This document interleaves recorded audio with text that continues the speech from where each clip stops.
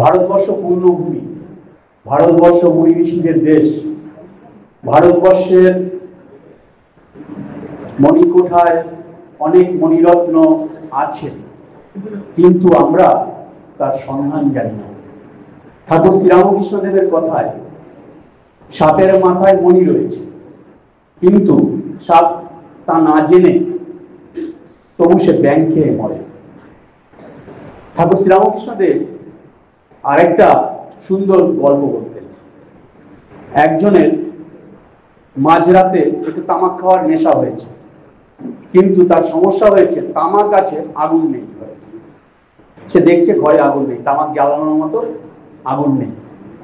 তিনি তখন লণ্ঠন নিয়ে বেরিয়ে পড়লেন একটু দূরে আর এক বাড়ি। সেই বাড়িতে গিয়ে সে ঘুমোচ্ছে, রাত 2টোর সময় ঘুমোই লোকে, কি করবে? তাকে ঘুম থেকে ডেকে তুলছে, ডেকে তুলে বলছে, তোমার কাছে একটু আগুন হবে? আমার খুব তামাকের নেশা চেপেছে, তো আমাকে একটু আগুন দেবে, তামাক ধরাবো। সে বলে, তুমি কেমন লোক গো, তোমার হাতে তো লণ্ঠন রয়েছে, লণ্ঠনে আগুন আছে না, তুমি সেইটা না দেখে তুমি এসছো রাত দুপুরে আমাকে জাগাতে। ওই আরেকজন যেমন কাঁধে গামছাটা রয়েছে, সারা দুনিয়া গামছাটা খুঁজে বেড়াচ্ছে। আমাদের ভারতবাসীদের সেই রকম অবস্থা হয়ে গেছে। আমাদের ভারতবর্ষ মুনি ঋষিদের দেশ, এখানে জ্ঞানী মানুষের অভাব নেই, তবু আমরা জ্ঞান লাভের জন্য বিদেশিদের পায়ে পড়ি। আমরা যে কোনো জিনিসের জন্য তাকিয়ে থাকি বিদেশিদের দিকে। তারা কবে একটা কিছু আবিষ্কার করবে, তারপরে আমরা সেটা ব্যবহার করব। যা কিছু তারা করবে তাই করব। আর একটা কথা হচ্ছে, আমরা দীর্ঘদিন পরাধীন জাতি। প্রায় 800 বছরের মতো আমরা জানি মুসলমান সাম্রাজ্যের অধীনে ছিলাম। মুসলমানরা এদেশে এসে অনেক অত্যাচার করেছে, নিপীড়ন করেছে, এদেশের লোককে পরাধীন রেখেছে। তারপরে এলো ইংরেজ। স্বামী বিবেকানন্দের যে সময়টায় আগমন, সে সময় ইংরেজ রাজত্ব 100 বছরের বেশি হয়ে গেছে। এই যে 900 বছরের বেশি পরাধীন থাকার ফলে আমরা একটা কৃতদাসের জাতে পরিণত হয়ে গেছিলাম। ওরা কিছু বললে তবেই আমরা যেন করব, ওদের অনুকরণ না করলে আমাদের কিছু হবে না। আর সারা পৃথিবীতে তখন, মানে পৃথিবীর অর্ধেকেরও বেশি তখন ইংরেজদের সাম্রাজ্য। ইংরেজরা সে সময় চাইছে যে যে যে জায়গাতে তারা রাজত্ব করছে সেই জায়গাগুলোতে দীর্ঘদিন যাতে রাজত্ব করতে পারে। এখন একটা জায়গায় দীর্ঘদিন রাজত্ব করতে গেলে, একটা দেশে দীর্ঘদিন রাজত্ব করতে গেলে জানতে হয় সেই জাতটার মূল শক্তি কোথায়। এক একটা জাতির এক এক জায়গায় শক্তি থাকে। যেমন ইংরেজদের শক্তি হচ্ছে বাণিজ্যে। তারা প্রথমে এসেছিল বাণিজ্য করতে দেশে, তোমরা জানো নিশ্চয়ই। তারপরে আস্তে আস্তে এই দেশের রাজা হয়ে গেল। আমেরিকানদের শক্তি হচ্ছে রাজনীতিতে। কারণ ভারতবর্ষের সমস্ত জাতির শক্তি হচ্ছে ধর্ম। ইংরেজরা দেখলো যে আরে এই জাতটার এই যে ধর্ম ধর্ম করে, এর মধ্যে কি আছে এমন? এই জাতের বেশিরভাগ লোক আধ পেটা খেতে পায় না, না খেয়ে থাকে বেশিরভাগ, কিন্তু এরা তবু কেউ দেখি অন্যায় করে না। বিশেষ করে গ্রামের গরিব মানুষগুলো, এরা কোনোভাবে মিথ্যা কথা বলে না, কারোর সঙ্গে বেইমানি করে না। এই জাতি এত শক্তি কোথায় পায় যে আধ পেটা খেয়েও তাদের মধ্যে এত শক্তি? তারা তখন বিভিন্ন পণ্ডিতদের পাঠালো, তাদের পণ্ডিতদের পাঠালো যে দেখো ঘুরে ঘুরে এই জাতটার শক্তি কোথায়। তখন তারা বলছে এই জাতটার শক্তি হচ্ছে আসলে ধর্মে। আর এই ধর্মকে যদি আঘাত করা যায়, এই জাতটার ধর্মকে, সংস্কৃতিকে যদি আঘাত করা যায়, তাহলে এই জাতটাকে দীর্ঘদিন আমরা পরাধীন রাখতে পারবো। আরেকটা জিনিস হচ্ছে, এই দেশটায় হিন্দুর সংখ্যা বেশি আর মুসলমানের সংখ্যাও কম নয়, অনেক আছে। এরা বেশ মিলেমিশে থাকে। এদের মধ্যে যদি বিভেদ ঢুকিয়ে দেওয়া যায় তাহলে এই দেশটাকে দীর্ঘদিন শাসন করতে পারবে। আরেকটা কি দেখলো তারা, আরেকটা জিনিস দেখলো, হিন্দুরা, এরা হিন্দু বলছি আমরা, কিন্তু আসলে এরা অনেক সম্প্রদায় বিভক্ত। এরা কি একটা মূর্তি পূজা করে, কেউ দেখি শিবের পূজা করে, কেউ কালী পূজা করে, কেউ দুর্গা পূজা করে, কেউ গণেশের পূজা করে, কেউ কার্তিকের পূজা করে। তো কি পূজা করে এরা? আর এই পুজোর মধ্যে কি আছে? মাটি দিয়ে তৈরি, কাঠ দিয়ে তৈরি, পাথর দিয়ে তৈরি। সে মাটির মূর্তি আবার কথা বলে নাকি? এদেরকে তখন বোঝানো হলো, হিন্দুদেরকে বোঝানো হলো যে তোমরা কি মাটির মূর্তি পূজা করো ইত্যাদি করো, তোমাদের এদিকে কিছু হবে না, তোমরা এসো দলে দলে খ্রিস্ট ধর্ম গ্রহণ করো, খ্রিস্টান হয়ে যাও। তখন আমাদেরই মধ্যে একটু কিছু যারা শিক্ষিত মানুষ তারা দলে দলে খ্রিস্টান হতে শুরু করলো। খ্রিস্টান হতে শুরু করলো দুটো দিক থেকে চিন্তা করে। এক হচ্ছে ইংরেজরা তখন ইংরেজি পড়ানো শুরু করেছে, ইংরেজি শেখানো শুরু করেছে। তাদেরকে লোভ দেখানো হলো তোমরা যদি খ্রিস্টান হও অনেক টাকা পয়সা পাবে, আর তোমরা চাকরি বাকরি পাবে, চাকরি পাবে, আর তোমরা তখন এই দেশে, আমরা তো দীর্ঘদিন থাকবো না, তোমরা এই দেশটাকে শাসন করতে পারবে। তখন কিছু কিছু মানুষ খ্রিস্টান হয়ে গেল, খ্রিস্ট ধর্ম গ্রহণ করলো। আর কিছু মানুষ যারা দেখলো যে না, ওরা যে কথাগুলো বলছে ওই কথাগুলো সম্পূর্ণ ভুল নয়, কিছু কিছু ঠিক আছে, ওরা কত শিক্ষিত আর আমরা তো বড় অশিক্ষিত, আর আমাদের দেশে বেশিরভাগ মানুষই খেতে পায় না, এগুলো ঠিক আছে, তা ওদের ধর্মের থেকে কিছু ভাব নেই আর আমাদের ধর্মেরও কিছু কিছু ভাব নেব, সব নেব না, কিছু কিছু নেব। নিয়ে তারা করলো কি, আবার একটা নতুন ধর্ম তৈরি করলো, যেমন ব্রাহ্ম ধর্ম ইত্যাদি। কিছু ভদ্রলোক আর কি, সমাজের একটু শিক্ষিত মানুষ, উচ্চ শ্রেণীর মানুষ, কিছু কিছু তারা ব্রাহ্ম ধর্ম ইত্যাদি করলো। কিন্তু বেশিরভাগ সাধারণ মানুষ তখন আমরা যারা, তারা পড়ে গেলাম এক সংশয়ে যে তাহলে আমাদের পূর্বপুরুষরা যে এত বছর ধরে ধর্ম পালন করে আসছে, এই যে কালী পুজো করছে, দুর্গা পূজা করছে ইত্যাদি করছে, ভগবান শ্রীকৃষ্ণের পূজা করছে, রামচন্দ্রের পূজা করছে, এগুলি সবই মিথ্যা। ওরা যে বলে যে তোমাদের বেদ হচ্ছে চাষার গান, তোমাদের মাটির মূর্তি পূজা কিছু হবে, তাহলে ওদের কথা সবই ঠিক। তখন এই সাধারণ হিন্দু মানুষ আমরা যারা, তারা কেঁদে কেঁদে ভগবানকে প্রার্থনা করলাম, ভগবান আপনি আসুন, তুমি আসো প্রভু, এসে আমাদেরকে পথ দেখাও। আমরা একটা জাতি এইভাবে দীর্ঘদিন পরাজিত আছি, যা হোক ধর্ম নিয়েছিলাম, সেই ধর্ম আক্রান্ত, আমাদের তুমি পথ দেখাও। আর ঠিক ঠিক এসে বলে দাও যে আমাদের বেদ উপনিষদ যা কিছু বলছে এগুলো ঠিক কি ভুল।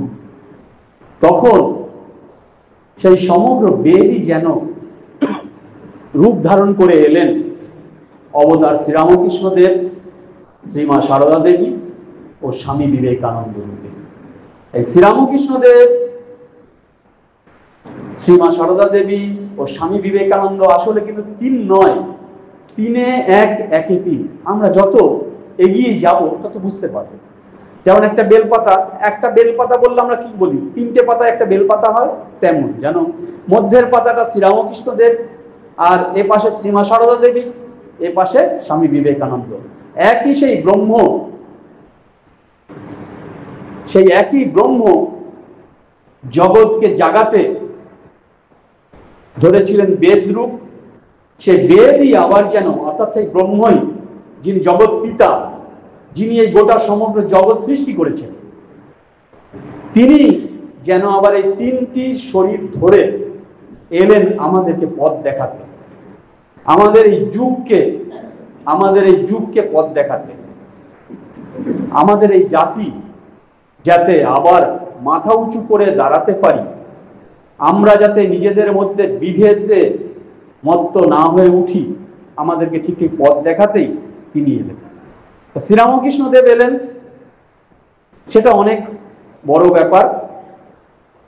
কিন্তু আমরা আজ শ্রীরামকৃষ্ণদেব শুধু ধরো থিওরিটা দিলেন, এবং শ্রীমা সারদা দেবী তার একটা নীরব জীবনযাপন করে দেখিয়ে গেলেন যে আমাদের মায়েরা, আমাদের বোনেরা কেমন জীবন কাটাবে, তিনি দেখিয়ে গেলেন এটা। আর স্বামী বিবেকানন্দ এলেন এই শ্রীরামকৃষ্ণদেবের বাণী সারা বিশ্বে ছড়িয়ে দেবার জন্য, সারা বিশ্বে ছড়িয়ে দেবার জন্য এলেন স্বামী বিবেকানন্দ। স্বামী বিবেকানন্দ কে শ্রীরামকৃষ্ণদেব ভার দিয়েছিলেন যে এই যুগে যে অন্ধকার রয়েছে সেই অন্ধকারকে দূর করতে হবে তোমাকে, বিশেষ করে যুব শক্তিকে জাগাতে হবে। স্বামী বিবেকানন্দ শুধু না, তার সঙ্গে আরো 15 জন তার গুরু ভাইরা ছিলেন। সবাইকে আমরা যদি দেখি সবাই মিলে এক, কিন্তু এদের মূল নেতা ছিলেন স্বামী বিবেকানন্দ। যাই হোক, স্বামী বিবেকানন্দ এসে দেখলেন এই যাত্রা, এই যে দীর্ঘদিন পরাধীন থেকে এর ভেতরে যে শক্তিটা, মানুষ হিসেবে বেঁচে থাকার যে শক্তিটা, সেই শক্তি হারিয়ে ফেলেছে। অতএব এই শক্তিকে জাগাতে হবে। স্বামী বিবেকানন্দ দেখলেন ভারতবর্ষের গরিব মানুষ যারা, নিরীহ মানুষ যারা, গ্রামের মানুষ যারা, তাদেরকে ধর্ম শেখাতে হবে না, তারা সবাই ধর্ম কি জিনিস জানে, কিন্তু তাদের প্রধান অভাব হচ্ছে, এই ভারতবর্ষের মানুষের প্রধান অভাব হচ্ছে তারা দুবেলা দুমুঠো পেট ভরে খেতে পায় না।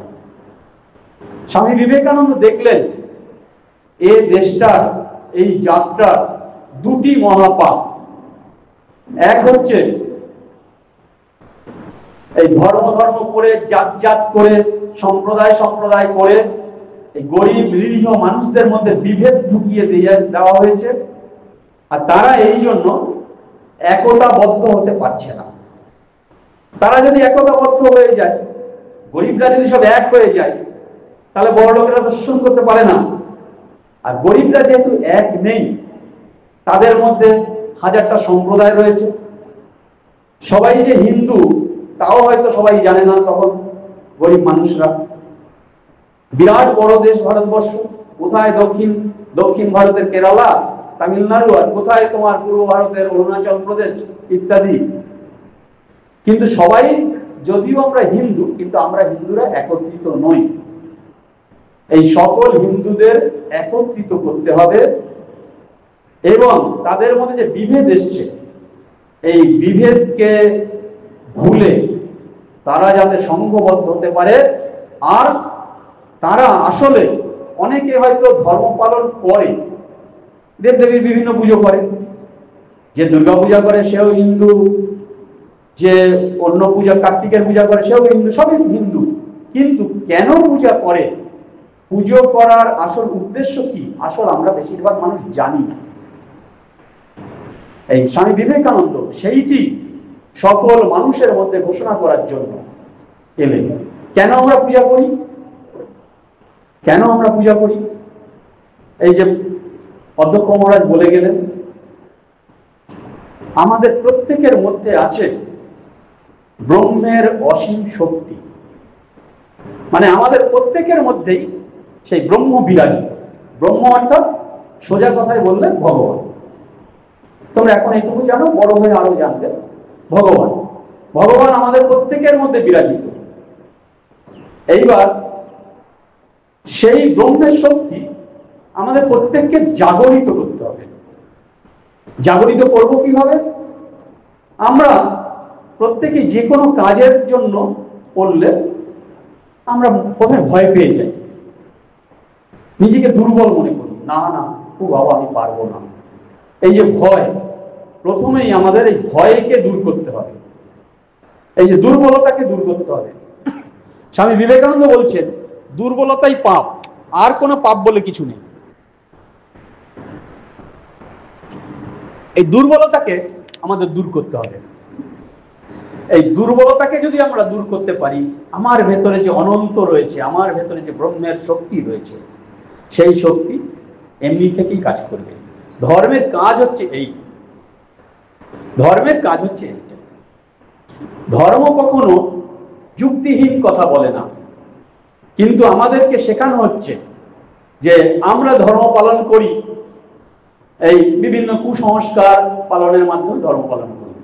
আগেকার দিনে ধর্ম পালন বলতে মানুষ বুঝতো কে উঁচু জাত, কে নিচু জাত, কার জল ছোঁয়া যাবে, কার জল ছোঁয়া যাবে না, কাকে দেখে ঘর থেকে বেরোলে সুযাত্রা হবে, কাকে দেখে ঘর থেকে বেরোলে কুযাত্রা হবে, কোন দিনে কোন খাবো কোনটা খাবো না, বাম হাতে জল খাবো না ডান হাতে জল খাবো, ইত্যাদি ইত্যাদি বিভিন্ন সংস্কার, তাই না? এখনো গ্রামাঞ্চলে কিছু কিছু আছে। যেমন আগেকার দিনে আমাদের জাতপাতের বিভেদটা এতটা ছিল যে কোনো গরিব মানুষ সকালবেলা রাস্তায় বেরোনোর আগে খবর দিত যে অমুক বাবু রাস্তায় বেরোয় দিত, যদি সেই উঁচু জাতের কোনো তেমন ভদ্রলোকের নজরে ওই গরিব মানুষটি, নিচু জাতের মানুষটি নজরে পড়ে যেত, তাহলে তাকে শাস্তি পেত। তুই কেন সকালবেলা রাস্তায় বেরিয়েছিস? তোর মুখ দেখার জন্য আমার আজকে সারাটা দিন খারাপ যাবে। কোন পুকুরে ঠিক করা ছিল যে এই পুকুরের জল অমুক অমুক জাতের লোকেরা, উঁচু জাতের লোকেরাই শুধু ব্যবহার করবে, নিচু জাতের লোকেরা ব্যবহার করতে পারবে না। স্নান করতে তো পারবেই না, এমনি জল খেতেও পারবে না, সে পুকুরের জলও খেতে পারবে না। সমস্ত ব্যাপারে কোথাও একটা অনুষ্ঠান হলে, কিছু হলে, ওই নিচু জাতের মানুষ যারা, তারা ওই বাড়ির বাইরে বসবে, মাটিতে বসে খাবে, আর উঁচু জাতের মানুষ যারা, তাদের জন্য আলাদা ব্যবস্থা, ইত্যাদি অনেক কিছু, জাতপাতের বিভেদ ইত্যাদি অনেক কিছু ছিল। শ্রীরামকৃষ্ণদেব, শ্রীমা সারদা দেবী, স্বামী বিবেকানন্দ এলেন এই জাতপাতের বিভেদকে সম্পূর্ণ তুলে দিয়ে আমাদের মধ্যে একতার বন্ধন আনতে, আমরা যাতে এক হয়ে সমস্ত, দেখো এই জাতটার কত মানুষ, আমরা এখন প্রায় 150 কোটি, এই 150 কোটি মানুষ আমরা রয়েছি। আমরা যদি একতাবদ্ধ হই, আমাদের সঙ্গে আর কেউ পারবে? কোনো বিদেশি শক্তি পারবে আমাদেরকে পরাধীন করে রাখতে? কিন্তু আমাদের কি জিনিসের অভাব? একতার অভাব। আর কি অভাব? একটু আগে বলেছি, কি অভাব? অন্নের অভাব, দুটো পেট ভরে খেতে পাওয়ার অভাব। কেন আমরা পেট ভরে খেতে পাই না? কেন খেতে পাই না? ভারতবর্ষের জমিতে কি ধান কম হয়, ফসল কম হয়? হয় না। উচ্চ শ্রেণীর মানুষরা শোষণ করে সব নিয়ে যায়। এই শোষণের হাত থেকে গরিব মানুষকে বাঁচাতে হবে, এইটি দেখলেন। আর দেখলেন কি? স্বামীজি বললেন এই জাতটা দুটি মহাপাপ। এক হচ্ছে ওই জাত জাত করে, সম্প্রদায় সম্প্রদায় করে বিভেদ সৃষ্টি করে দিয়ে গরিব মানুষদের মধ্যে বিভেদ এনে তাদেরকে পায়ে দোলানো, তারা যাতে একতাবদ্ধ হতে না পারে, তাদের মধ্যে শিক্ষা যাতে না ঢুকতে পারে, শিক্ষার অভাব। আর দুই হচ্ছে নারী জাতিকে পর্দার আবরণে রেখে দিয়ে, তাদেরকে গৃহবন্দী করে রেখে দিয়ে, তাদেরকে শিক্ষার আলো না দেওয়া। আর এই সুযোগে যারা সমাজের উচ্চ শ্রেণী, তারা করলো কি? সমাজের মধ্যে নানান রকম বিধি নিষেধ ইত্যাদি, বিভিন্ন সংস্কার ইত্যাদি করতে শুরু করল। স্বামীজি বললেন যে কোন মেয়ের দ্বিতীয়বার বিবাহ করা উচিত কি উচিত না, সে মেয়েটা ঠিক করবে, আমি করবো কেন? বিধবার বিবাহ আবার হবে কি হবে না, সে তারা ঠিক করবে, আমি করবো কেন? সমাজের এই যে বিভিন্ন বিধি নিষেধ ইত্যাদি, এগুলো সমাজ নিজেই ঠিক করবে। আমাদের কর্তব্য কি? সমাজকে ঠিক ঠিক মতন শিক্ষার আলো দেওয়া, শিক্ষার আলো দেওয়া। আর কি? তিনি সমগ্র ভারতবর্ষ ঘুরে দেখলেন ঠিক ভারতবর্ষের অভাব কোথায়, আর ভারতবর্ষের সম্পদ কি। ভারতবর্ষের সম্পদ কি দেখলাম আমরা? ভারতবর্ষের শক্তি কোথায়? ধর্মে। ভারতবর্ষের বেশিরভাগ মানুষই সব আমরা ধর্মকেন্দ্রিক। আর ভারতবর্ষের মানুষ যে এই যে মূর্তি পূজা করছে, এই মূর্তির মাধ্যমে তারা সব পাবে, তাদের এই সংশয় দূর করতে হবে। সেই সংশয় দূর করে দিলেন শ্রীরামকৃষ্ণদেব। দক্ষিণেশ্বরে মা কালীর পুজো করে তিনি কঠোর সাধন করে দেখালেন যে মা কালী সেই পাথরের মূর্তি হলেও সে কথা বলে।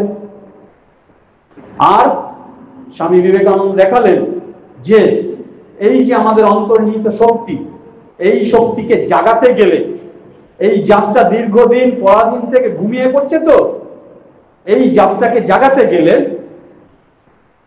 বাইরে থেকে গিয়ে জাতটাকে আঘাত করতে হবে। এই ঘুমন্ত সিংহটাকে আঘাত করতে গেলে বাইরে থেকে এসে একে আঘাত করতে হবে। যেমন আমরা দেখি না, লং জাম্প দিতে গেলে কেউ লং জাম্প দেওয়ার সময় কি জায়গায় দাঁড়িয়ে লাফ দিলে বেশি দূর যেতে পারে না, দূর থেকে দৌড়ে এসে লাফ দিলে বেশি দূর যেতে পারে। দূর থেকে দৌড়ে এসে বেশি দূর থেকে দৌড়ে আসলে অনেক দূর যেতে পারে। তেমন এই জাতটাকে জাগাতে হবে, ঘুমন্ত সিংহকে জাগাতে হবে। এই জাতির ভিতরে যে অফুরন্ত শক্তি আছে, এই জাতির মানুষ, এই যে তার ভেতরে অসীম শক্তি, তার ধর্মের মধ্যে অসীম শক্তি, তার ধর্ম পালনের মধ্যে অসীম শক্তি, বেদ উপনিষদের মধ্যে যে অসীম শক্তি আছে, সেই শক্তির কথা জানে না। সেই শক্তিকে জাগাতে গেলে বাইরে থেকে জাগাতে হবে। সেই সময় এই ভগবানের ইচ্ছায় যেন আমেরিকায় একটি বিরাট ধর্ম মেলা, প্রথমে হলো বিশ্ব মেলা, তারপরে সেখান থেকে ধর্ম মেলা, ধর্ম মহাসভার আহ্বানে। স্বামী বিবেকানন্দকে কিন্তু কেউ ডাকেনি, তখন তো তাকে কেউ চেনে না। তখন তো তিনি এক নিঃসহায় কপরদহীন সন্ন্যাসী, সারা ভারতবর্ষ ঘুরে বেড়াচ্ছেন। কোনোদিন খাওয়া জুটছে সামান্য, কোনোদিন কিছু জুটছে না। 3 দিন ধরে তিনি হয়তো কিছুই খাননি, এইরকম। সেই মানুষটি গেলেন আমেরিকায় ধর্ম মহাসভায়। সেখানে গিয়ে বেদান্তের বাণী, উপনিষদের বাণী একদম সব ঘোষে প্রচার করলেন। একদম যেন সেই বেদান্তের ঢক্কা নিনাদ বাজিয়ে দিলেন সারা পৃথিবীর মানুষের কাছে। সারা পৃথিবীর মানুষ তখন দেখলেন, আরে এই জাতটার কাছে আমরা ধর্ম প্রচার করতে যাচ্ছি, এদের কাছ থেকে তো আমাদের ধর্ম শেখা উচিত। আসলে সেই যে ধর্ম মেলা ইত্যাদি হয়েছিল সারা পৃথিবীতে, ওরা চাইছিল, আমেরিকানরা, ইংরেজরা চাইছিলেন যে খ্রিস্ট ধর্মই যে প্রধান ধর্ম সেইটা প্রচার হোক। কিন্তু দেখা গেল, আরে আমরা যে হিন্দুদের ঘৃণা করি, যাদেরকে বর্বর বলি, চাষা বলি, গেয় বলি, মূর্খ বলি, তাদের ভেতরেই তো আসল জ্ঞান। এই মাত্র 30 বছর বয়সী একটি সন্ন্যাসী, 30 বছর বয়স তখন স্বামী বিবেকানন্দের, তিনি কি জাদুটা করে গেলেন। সমস্ত আমেরিকার অধিবাসীরা, যেই নয় 5 মিনিটের বক্তব্য শেষ হলো প্রথম দিনের, সভা শুদ্ধ সব মায়েরা, বোনেরা সব মিলে ছুটে আসলো স্বামীজিকে একবার পূর্ণ স্পর্শ করার জন্য। স্বামীজি যখন আমেরিকায় গেলেন, তখন কোথায় থাকবেন, কি খাবেন, কি করবেন, তার কিছু ঠিক নেই। রাস্তায় শুয়ে পড়ে রয়েছেন। সেই অবস্থায় অনাহুত হয়ে যেহেতু গেছেন, কিন্তু যেই না ধর্ম মহাসভায় সুযোগ পেয়ে কিছু বলতে পারলেন, তার বক্তব্য শোনার পরে ওখানে যত ধনী মানুষ আছেন, ধনী মায়েরা আছেন, যত আমেরিকার মায়েরা, সবাই ছুটে এলেন স্বামী বিবেকানন্দের কাছে। সবাই চাইছেন আমার বাড়িতে অতিথি হন, আপনি আমার বাড়িতে কিছুদিন থাকুন, আমার বাড়িতে কিছুদিন থাকুন। তখন যত বড় বড় ধনীরা সবাই স্বামী বিবেকানন্দকে ডেকে নিলেন তার বাড়ির গেস্ট হওয়ার জন্য, অতিথি হওয়ার জন্য। এবার সেদিন রাত্রে স্বামীজি, আগের দিন রাতে তো পথে শুয়েছিলেন, পরের দিন রাতে যে ধনীর বাড়িতে তাকে শুতে দেওয়া হয়েছে, সে আমেরিকার বিখ্যাত হেল পরিবার, যাকে পরবর্তীকালে স্বামী বিবেকানন্দ মা বলে ডাকতেন, আর তার মেয়েদের বোন বলে ডাকতেন। সেই বাড়িতে রাত্রে ধপধপে বিছানার পরে শুয়ে আছেন, বিরাট সুন্দর গদিয়ালা বিছানা, ধপধপ করে সাদা, তাতে শুতে দিয়েছেন ওনাকে, আরামে ঘুম হওয়ার কথা। কিন্তু স্বামী বিবেকানন্দ সেই বিছানার পরে শুয়ে ঘুমোতে পারছেন না। তিনি বিছানা থেকে নেমে পড়ে, ঘর তো বন্ধ, ঘরে আর কেউ নেই, বিছানা থেকে নেমে পড়ে মেঝেতে শুয়ে উপুর হয়ে পড়ে কাঁদছেন। কান্নায় তার বালিশ ভিজে যাচ্ছে, বিছানা এই মেঝে ভিজে যাচ্ছে। কেন কাঁদছেন? আজ তো তার আনন্দের কথা। কেন কাঁদছেন? তিনি বলছেন, মা, আমি তো এত সুখ এত আনন্দ চাইনি। আমি আমেরিকায় এসেছিলাম, আমার দেশবাসী দুটো পেট ভরে খেতে পায় না, তাদের সব অন্ন নেই, বস্ত্র নেই, তারা যে কাজকর্ম করবে তা নেই, বেশিরভাগই বেকার। তাদেরকে জাগানোর জন্য, তাদের মধ্যে শিক্ষা নেই, তারা যাতে উপযুক্ত শিক্ষা লাভ করতে পারে, সেই পথ দেখার জন্য আমি তো আরাম চাইনি। মা, আমাকে পথ দেখাও, আমি কিভাবে আমার দেশবাসীকে জাগাবো। এই যে স্বামী বিবেকানন্দের হৃদয়, গোটা দেশবাসীর জন্য তিনি কাঁদছেন, গোটা দেশবাসীর জন্য কাঁদছেন। এইটি হচ্ছে স্বামীজিকে অনুসরণ করার আমাদের মূল বিষয়। স্বামীজি বলছেন, একটা মানুষ বড় হয় তিনটে ব্যাপারে, তিনটে জিনিস যদি তার থাকে তাহলেই সে মানুষটি বড় হয়। কি কি সেই তিনটি জিনিস? স্বামী বলছেন 3P: purity, patience, perseverance. Purity অর্থাৎ পবিত্রতা, পেশেন্স অর্থাৎ ধৈর্য, আর পার্সিভারেন্স অধ্যবসায়। পবিত্রতা, পবিত্রতা বলতে আমরা কি বুঝি? পবিত্রতা মানে আমি সৎ, আমি সুন্দর, আমার মধ্যে কোনো পাপ নেই, তাই তো? তা আমরা তো সকলেই পবিত্র। এই আমি যে পবিত্র, আমার মধ্যে কোনো পাপ নেই, এইটি দৃঢ় বিশ্বাস। দৃঢ় বিশ্বাস করে, আর আমি যে কর্মটা করছি সেই কর্মটা কোনো ধান্দা নিয়ে করছি না। আমরা বেশিরভাগ কর্ম করি ধান্দা নিয়ে, যে এইটি করলে এই পাবো। মিছিলে গেলে কি পাবো? ওই 1000 টাকা না 1200 টাকা পাবো, তাই তো? তো এই কিছু পাওয়ার পেছনে যদি আমরা দৌড়ই, যেমন ছাগলকে কাঁঠাল পাতা দিয়ে দেখায় না, একটা কাঁঠাল পাতা ডাল নিয়ে গিয়ে একদল ছাগলকে নিয়ে যায়, নিয়ে গিয়ে পাতাটাও খেতে দেয় না, কিন্তু পরে বলি দেয়। আমাদের মধ্যে যদি এইরকম কিছু পাবার বাসনা থাকে, লোভ থাকে, তাহলে আমাদেরও সমাজের চালাক লোকেরা এইভাবে নিয়ে বলি দেবে। আমরা যখন যা কিছু করব, আমরা পবিত্র হৃদয়ে করব। পবিত্র হৃদয়ে করব অর্থাৎ আমি এর জন্য কোনো ধান্দা চাই না। আমি মানুষকে ভালোবাসি, সকলকে ভালোবাসি, দেশকে ভালোবাসি, জাতিকে ভালোবাসি, আমার গ্রামের মানুষকে ভালোবাসি। অতএব আমি পবিত্রভাবে যা কিছু করব। আর প্রতিটা মানুষের কর্তব্য বুঝতে হবে। আমার কর্তব্য কি? আমি বড় হওয়ার জন্য কাদের কাছে ঋণী? প্রথম ঋণী আমার বাবা মায়ের কাছে, দ্বিতীয় ঋণী শিক্ষকদের কাছে, গুরুজনদের কাছে, পাড়ার মানুষদের কাছে, দেশের মানুষদের কাছে আমি ঋণী আছি।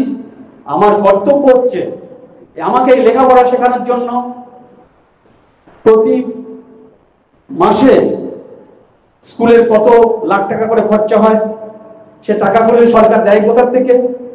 আমাদেরই যে দেশের গ্রামের যে গরিব মানুষেরা, গরিব চাষিরা ইত্যাদি কষ্ট করে ফসল ফলায়, অন্যান্য কাজ করে, তাদের শ্রমের পয়সা দিয়েই কিন্তু সরকার দেয়। সরকারকে নিজেদের থেকে দেয়, আর সরকারের তো অনেকটা চলে যায় তাদের চুরি সামলাতে, তবু আমাদের দিচ্ছে। তা দিচ্ছে, তার জন্য আমরা কাদের কাছে ঋণী? এই দেশের মানুষের কাছে, গরিব মানুষদের কাছে ঋণী। আমাকে জানতে হবে আমি এই দেশের পয়সায় দেশের জল, আলো, বাতাস, ফসল ইত্যাদিতে বড় হয়ে, শিক্ষিত হয়ে, লেখাপড়া শিখে বড় হলাম, মানুষ হলাম। কেউ কেউ আবার আরো বেশি বড় হয়ে বিদেশে চলে যায়, লাখ লাখ কোটি কোটি টাকা আয় করে। কিন্তু আমি যেন দেশকে ভুলে না যাই, দেশের মানুষকে ভুলে না যাই, বাবা মাকে ভুলে না যাই। আমার দেশের প্রতি একটি কর্তব্যবোধ আছে, একটি দায়িত্ববোধ আছে। এই কর্তব্যবোধ, দায়িত্ববোধ যদি আমার মধ্যে না থাকে, আমি যদি নিমক হারাম হই, বেঈমান হই, তাহলে কি আমি পবিত্র রইলাম? তাহলে আমাকে সারা জীবন পবিত্র থাকতে হবে। স্বামীজি বলছেন বি অ্যান্ড মেক। আগে নিজেকে তৈরি হতে হবে। নিজেকে তৈরি হওয়া মানে আমার মধ্যে তিনটি জিনিসের বিকাশ ঘটাতে হবে। পবিত্রতা আমাদের মধ্যে আছে। আমরা ছোটবেলায় কেউ অপবিত্র থাকি না। কিন্তু আমরা যদি সজাগ না থাকি, সর্বদা আমাদের চিন্তা, কাজ, কর্মে যদি সজাগ না থাকি, তাহলে ধীরে ধীরে আমরা অপবিত্র হয়ে যাই। আমাদের চিন্তা, কাজ, কর্মে, কায়, মনোবাক্যে আমরা যেন সর্বদা পবিত্র থাকি। যখনই আমি পবিত্রতা নিয়ে কোনো কাজ করতে ঝাঁপিয়ে পড়ব, তখনই আমার মধ্যে ধৈর্য আসবে। কোনো কাজ তো দুদিনে হয় না। কেউ কি দুদিনেই এমএ পাস করে ফেলে? তাহলে পবিত্র হতে পারলে আমি যে কোনো কাজ ধৈর্য ধরে করতে পারবো। আর ধৈর্য ধরে করতে পারলে অধ্যবসায় আসবে। অধ্যবসায় মানে লেগে পড়ে থাকা। সকালবেলা যে পড়তে বসার আগে ভেবে নেব যে আজকে আমি কি কি বই পড়ব, কোন কোন পড়াটা তৈরি করতে হবে। আমি 1 ঘন্টা ধরে অঙ্ক করব বা 1 ঘন্টা ধরে বিজ্ঞান পড়বো, যা করবো, এই যে একটা সংকল্প নিয়ে বসলাম, যে কাজটা করব বলে সংকল্প নিয়ে বসলাম, সেই কাজটা না সেরে উঠবো না, এটাকেই বলে অধ্যবসায়। এই তিনটে জিনিস ছাড়া কোনো ছাত্রছাত্রীরা বড় হতে পারবে না। ছাত্র জীবন হচ্ছে নিজেকে তৈরি করার জীবন। যেমন কোনো মানুষের ব্যাংকে যদি অনেক টাকা থাকে, কয়েক কোটি টাকা থাকে, সে সারা জীবন বসে বসে খেতে পারে। তেমন ছাত্র জীবনটা হচ্ছে আমাদের ব্যাংক। এই জীবনে যদি আমরা ভালো করে লেখাপড়া শিখি এবং জ্ঞান আহরণ ঠিক মতো করি ও নিজের চরিত্র শক্তি যেটি, সেই চরিত্রের যদি বিকাশ ঘটায়, চরিত্রের যদি উন্নতি করি, তাহলেই আমি ঠিক সম্পদবান হতে পারবো এবং আমি সারাটি জীবন সুন্দর করে নিজেও কাটাতে পারবো এবং অপরকেও তৈরি করে রেখে দিতে পারবো। আর আমি যদি ছাত্র জীবনে ফাঁকি দেই, অসৎ চরিত্রবান হই, আমার চরিত্র যদি ঠিক না হয়, স্বভাব যদি ঠিক না হয়, তাহলে কি আমার দ্বারা বড় কাজ হবে? তোমরা দেখবে তোমাদের বড়রা, বাবা, কাকা, জ্যাঠা ইত্যাদিরা, অনেক সময় একই সঙ্গে যারা স্কুলে পড়েছে, তাদের মধ্যে কেউ হয়তো এখন ডাক্তার হয়েছে, ইঞ্জিনিয়ার হয়েছে, মাস্টার হয়েছে, আর কেউ হয়তো বা ওই সামান্য অনেক কষ্ট করে সংসার চালাচ্ছে, কঠোর পরিশ্রম করে, তাও ঠিক মতো ছেলে মেয়েদের দুটো ক্ষেত্রে দিতে পারছে না, আনন্দে রাখতে পারছে না। দুটো ফ্যামিলির এই কারণ কি?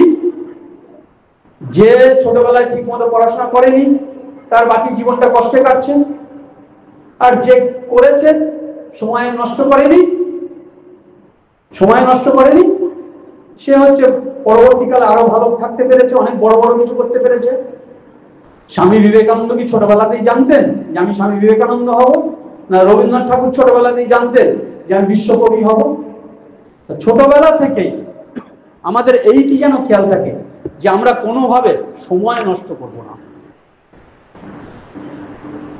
এই সময় নষ্ট করব না, এইটি হচ্ছে সময় নষ্ট করব না, এইটি হচ্ছে মূল কথা। সময়ের মূল্য দিতে হবে, আর আমাদের পবিত্রতা, ধৈর্য, অধ্যবসায় এগুলো ঠিক রাখতে হবে। হলো, এরপরে হচ্ছে জীবন গঠন হলো। এরপরে কি করতে হবে? আমাকে যতটুকু পারি সমাজকে দিতে হবে। সমাজকে কি দিতে পারি আমরা? স্বামী বিবেকানন্দ বলছেন আমরা সমাজকে দিতে পারি হচ্ছে, সমাজকে উপযুক্ত ধর্ম শিক্ষা দিতে পারি, সমাজকে উপযুক্ত বিদ্যা শিক্ষা দিতে পারি, সমাজকে যদি আমার ধরে দুটোর একটাও নেই দেওয়ার মতো, তাহলে গরিব মানুষকে একটু অন্ন দিতে পারি, যার সেবার দরকার তাকে একটু সেবা দিতে পারি, এক কথায় কি করতে পারি, ভালোবাসা দিতে পারি। এইভাবে স্বামীজি বলছেন যে জীবে প্রেম করে যেই জন সেই জন ঈশ্বর। আসলে কি আমাদের সবার মধ্যে সেই এক ঈশ্বর রয়েছে। সেই ঈশ্বরকে আমরা এই বাইরের থেকে দেখছি জীব, আলাদা আলাদা জীব, কিন্তু ভেতরে সেই ঈশ্বরকে যদি দেখবার চেষ্টা করি এবং তার মাধ্যমে, তার সেবার মাধ্যমে, তার পূজার মাধ্যমে যদি সেই ঈশ্বরের পূজা করি, তাহলেই আমার জীবনে আসবে সফলতা। এই মন্ত্র আমরা ভুলে গিয়েছিলাম। এই মন্ত্র এ যুগে এসে আবার এ যুগের মানুষকে শেখানোর জন্য, এ যুগের এই সমগ্র যুগটাকে জাগানোর জন্যই আসেন বীর সন্ন্যাসী স্বামী বিবেকানন্দ। তাই তো তিনি যুগনায়ক বিবেকানন্দ। সেই যুগনায়ক বিবেকানন্দের পাদপদ্মে প্রণাম জানিয়ে আমাদের প্রার্থনা, আমরা যেন স্বামীজির মন্ত্রে জেগে উঠতে পারি, আমরা যেন স্বামীজির স্বপ্ন ভুলি না, আমরা যেন স্বামীজির মন্ত্র ভুলি না। সবাই ভালো থাকবে, আনন্দে থাকবে।